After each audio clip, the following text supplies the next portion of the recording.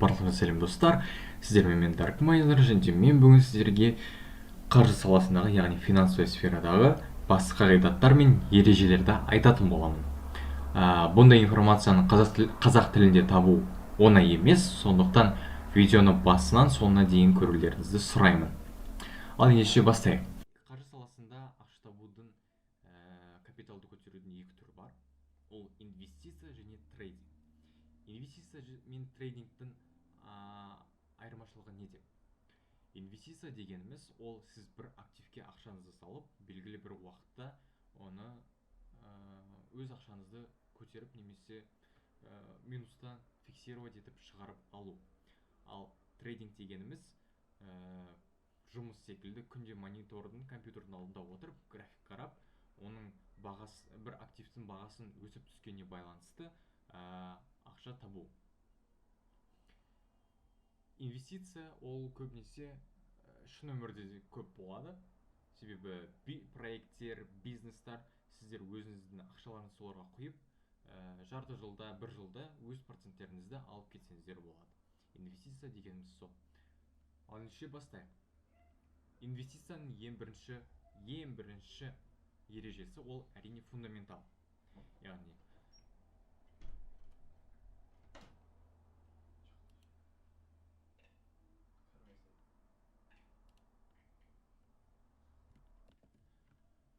актив компанияның артында, компания продукты қандай, оның түпкі тамыры не болып жатыр, оның адамға тигізетін пайдасы қандай, табыс көзі, оның бастықтары, SEO, оның артында кім тұр, барлығы байланысты, осының барлығы фундаменталға кіреді.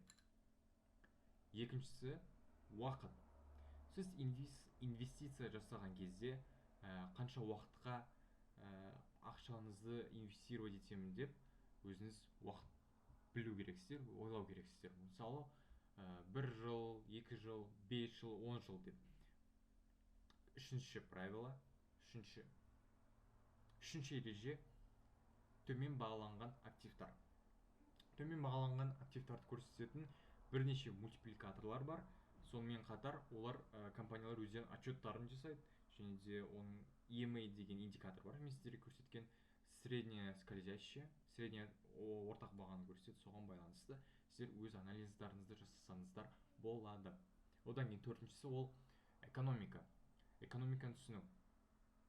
Ол ең басты нәрселерді біліп алсаңыздар, оның өзі жеткілікті, ары қарай өзіңіз дамып, ары қарай түсініп кетесіздер. Мысалы, ключевая ставка деген нәрсе бар.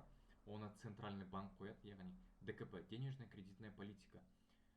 Банк ключевая ставканы көтерсе, кредит үлкен процентпен беріледі, сондықтан адамдар кредит аз алып, экономика аз жұмыс істейді.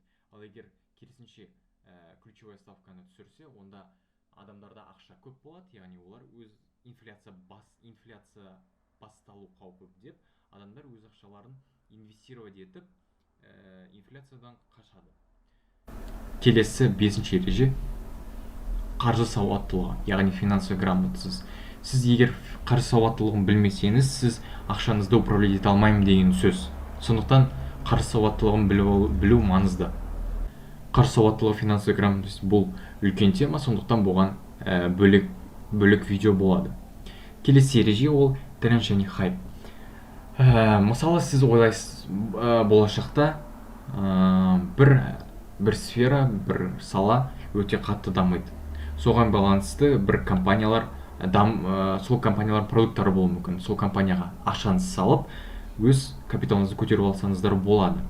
Мысалы, интернет-магазиндар .com кездері 2000 жылдар кез келген IPO ашқан компания өсіп жатты. Сол арқылы адамдар, ол тренд хайп болды, сондықтан IPO ашқан кез келген компания қаншама процент доходность берді, яғни пайданы қаншама адамдар ұстады. Одан кейін тағы бір 2013-2014 жылдар қателеспесем, болашақта технологиялардың артында будущее, яғни болашақ деген ойлады адамдар, олар сол салаға ақшаларын салды, ал сол жылдардан бастап технологиялық компаниялар қатты дамыды. Олардың дамығандарына, олардың акциялары бірнеше есе өсті. Келесісі ол төзімділік. Сізде егер төзімділік деген нәрсе болмаса, сіз ешқашан бір нәрседе үлкен нәтижеге жете алмайсыздар. Сондықтан өзіңізде төзімділікті дамытыңыздар. Келесі ол трейдинг. Трейдингта кішкене ережелер басқаша, бірақ инвестицияға байланысты.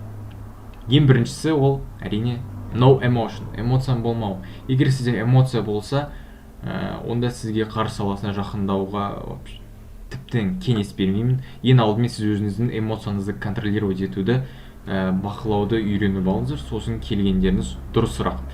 Олай болмаса, сіз ақшаңызды 100% осы салада жоғалтасыздар. Сіздің ақшаңыз басқа бір адамға кетіп қалады. Одан кейін келесісі, үлкен проценттерді ойламау. Бұл стратегияға байланысты. Үлкен проценттерді ойламау деген, мысалы сіз бір актив $1 тұрды, сіз оны $2 тұрады деп өзіңіздің цельдарыңызды қойыңыздар. Ол алдыда бір аптада $2 өсті. Соны ойлайсыздар, мынау тағы да өседі деп. Уже сіздерде эмоция қатысып жатыр. Эмоцияңызға беріліп, тағы да 3-4-ке барады дейсіздер. Ол алады да тағы да 3 күнде $3 дейін кетеді. Сіздің салған ақшаңыз 3 есе өсіп тұр. 4-ке барады деген кезде 3-те 3,5, 3-те 6 болған кезде ол алады да 0,8, яғни 8 центқа дейін түсіп кетеді. Сол үшін әрқашан фиксировать етіп, ол 5-ші емес, 7-ші ереже. Сондықтан өз пайдаңызды фиксировать етіп, үлкен проценттерді ойламауыңыз негізі дұрыс. Себебі үлкен проценттердің артынан үлкен рисктер бар. Оны қазір айтып кетем. Аз плечо. Бұл барлығы мен өз басымнан өткен, сондықтан сіздерге опытымнан айтып отырмын. Әрқашан аз плечо алыңыздар, үлкен плечо. Әрқашан сіздің цена ликвидацияңызды жақындатып отырады, және де сіз үлкен рисктер қабылдайтын боласыздар. Сондықтан аз плечо алыңыздар.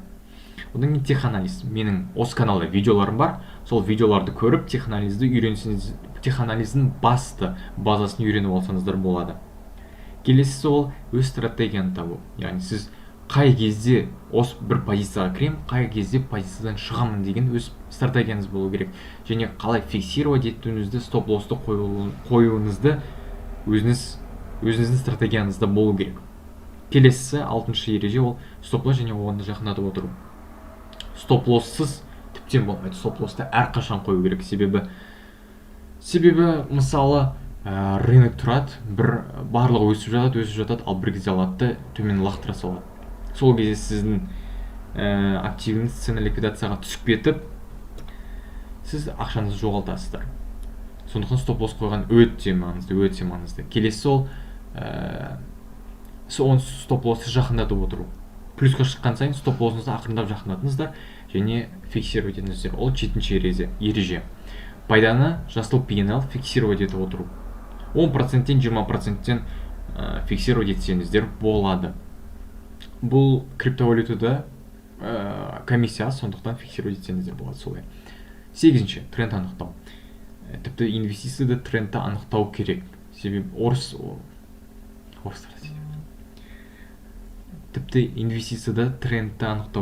Себебі ағылшындарда жақсы сөз бар.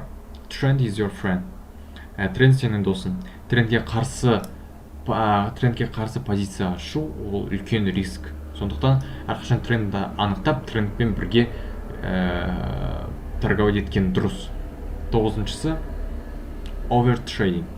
Сіз мысалы бір апта бойы күніне 1-2 позиция ашып жүрдіңіз, және плюста болдыңыз. Но бірақ бір күн алдыңызда минусқа кетіп қалдыңыздар. Сол минусты отбить етем деп, сол минусты шығарамын деп, сіз 4-5 сделка кіріп кетесіздер, алып алады да тағы да сізді минусқа түсіріп, соны аласыз, тағы да көтеремін деп, өз стратегияңыздан байланысты, эмоцияға байланысты өзіңіз контролировать ете алмай, үлкен плечолар алып, рисковый активтарға кіріп, бір түрлі болып кетесіз де, одан кейін ақшаңызды 0-ге дейін түсіріп алу қаупі бар. Сондықтан оверттрейдинг жасамаңыздар.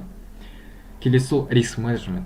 бұл позицияға кіргендегі сіздің плечоңыз, сіздің стратегияңыз, сіздің позицияға кіріп жатқан объемыңызға байланысты. Мысалы, спотовый кошелек деген бар. Спотовый кошелектен аласыз да, мысалы 10% фьючерсный кошелекқа жібересіздер.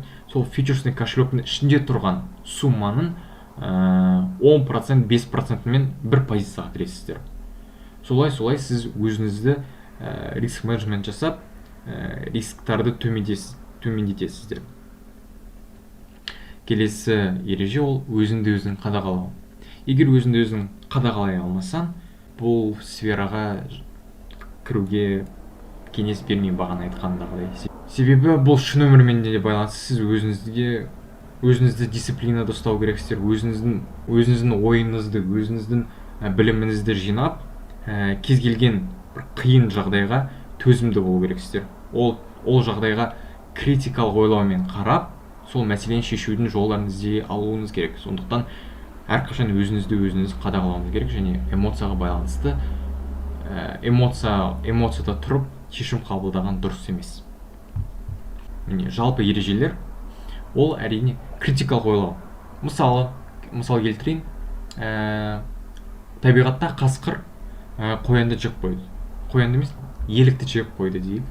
Сіздер ол видеоны қарап, сол елікке жандарыңыз ашып кетеді. Бірақ егер табиғаттың көзінен қарасақ, ол биоцикл. Яғни егер ондай процесс жүрмесе, онда табиғат болмайды. Қасқырлар қырылып, қояндар көбейіп, биоцикл өзгеріп кетеді, басқаша болып кетеді. Сондықтан сондай критикалық ойлауларыңызды дамытыңыздар. Келесі ол қаржы сауаттылығы, айтып кеткен финансовый грамотность. Тез арада үлкен процент жасаймын деп ойламау. Төртінші, өзіңді бақылау, ұзақ уақыттағы нәтижені ойлау. Әрқашан ұзақ уақытқа ойласаңыздар, ол 99,9%-бен сіздерге плюс әкеледі. Мен сіздерге гарантия бере аламын. Ұзақ уақытта ойлаңыздар, 5 жыл, 10 жылда сіздер міндетті түрде өзіңіздің дегендеріңізге жете аласыздар. Келесі, алтыншы, дисциплина. Дисциплина дегеніміз не? Ол өзіңді сол қадағалау. Шын өмірде өзіңізге график қойып, мынандай уақытта мен мынандай істеймін, мынандай уақытта кітап оқимын, мынандай уақытта мынаны анықтаймын, зерттеймін деп, мындай уақытта тренировка жаттығамын деп өзіңізге график қойсаңыздар болады. Себебі дисциплина ол бізді эмоциядан арылтады және жалқаулықтан арылтады. Дисциплинада сондай өзінің плюстары бар. Өздеріңізді дисциплинировать етіңіздер. Тағы да бір ереже қосып кетейін, жаса салайын. Қазір риск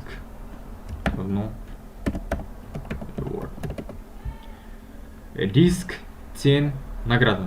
Бұл риск келетін пайдаға тең деген сөз.